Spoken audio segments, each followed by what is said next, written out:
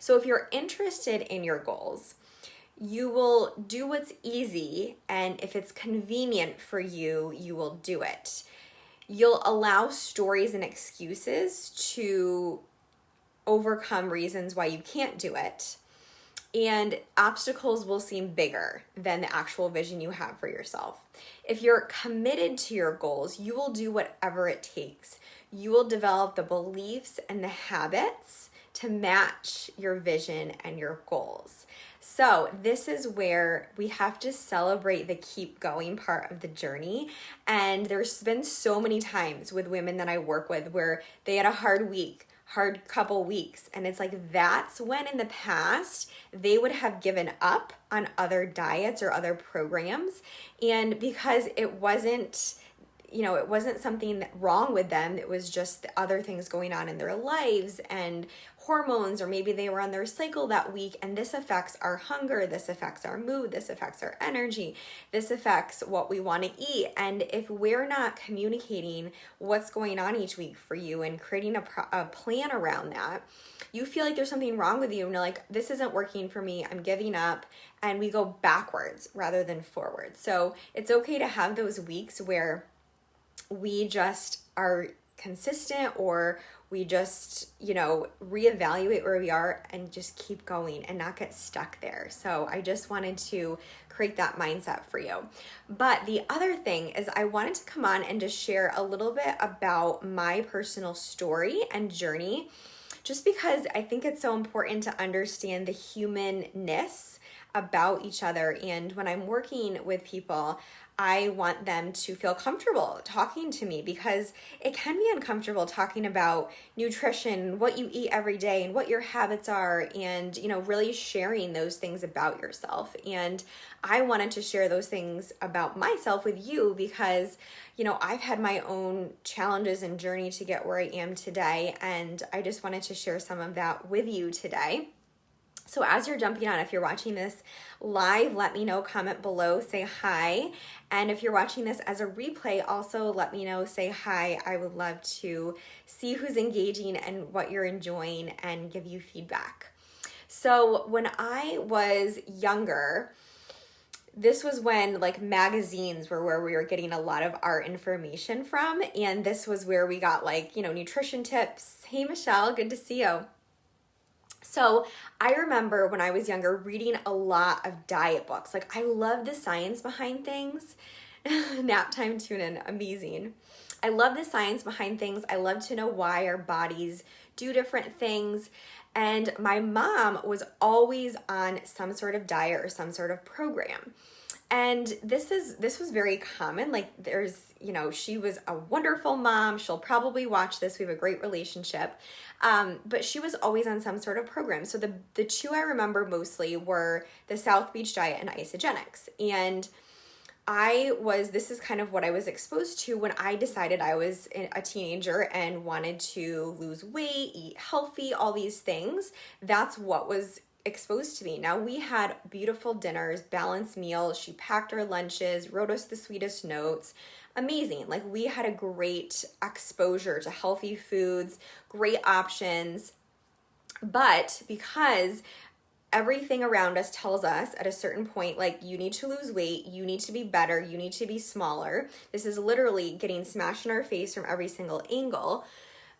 When we're younger, this is okay, so this is what we do. And I remember I was reading the South Beach diet book, and I was looking at colleges with my dad, and we were staying at a hotel, and we were trying to figure out what my major was going to be and what I wanted to do. And he's like, Jen, you can go to college and study nutrition and study diets. And I was like, cool, I already love this. This could be something great. So anyways, I ended up, studying nutrition at UNH and did my bachelor's degree there. But what I found is as I was studying nutrition in college, as you start to change environment exposure, I was using food and exercise because these were the things that I felt really comfortable with and could control in my life as things that I felt like I could control when everything else around me was different and changing. So I ended up going down an unhealthy path of over-controlling under eating foods and over exercising at certain points in my life when everything else around me was out of control. At this point in my time, I didn't understand that. And even though I was going to school for nutrition, it doesn't matter. Like, we're taught a lot of the science-based things. And later on in my career, I really had to learn a lot of the real life application that I work with my clients around. So this could go on into different directions, but this is what I really struggled with when I was younger. And then I ended up going on to get my master's in nutrition and studying this. I went on to working in a clinical setting in nutrition, and I was working with people, very short term. It was like, okay, you have diabetes, let's take 15 minutes and talk about your diet. And then or you have high blood pressure, hypertension, cardiovascular disease, we have 15 minutes, here's a handout, see you later. And I realized very quickly that this was not what was helping people. This was not what people needed. This was not effective. And I realized that something needed to change for me to actually feel like I was helping people and giving them the value that I wanted to, because as humans, we're looking for that sense of value each day when we wake up. No matter what you're doing, like, we need to have a purpose, we need to have a direction, we need to have value. And if your environment, your job is not giving you that, we're going to be looking for it in different ways. So, a long story short, I was like, okay, something needs to change. So I was really passionate about helping people in looking at, yes, the nutrition piece of things, but also the lifestyle factors. So in my experience, I was living a very high stress, high achievement based lifestyle. So I had this very perfectionist mentality. I was on the success ladder. I was like, okay, I need to get a good job. I was working in the corporate setting. We had built a beautiful house. We had all the things. I was married. I had done all the things that society says is successful. But my life was nonstop, 24 hours, constantly just like going. And it got to the point where there was things in my life that were very unhealthy because of this.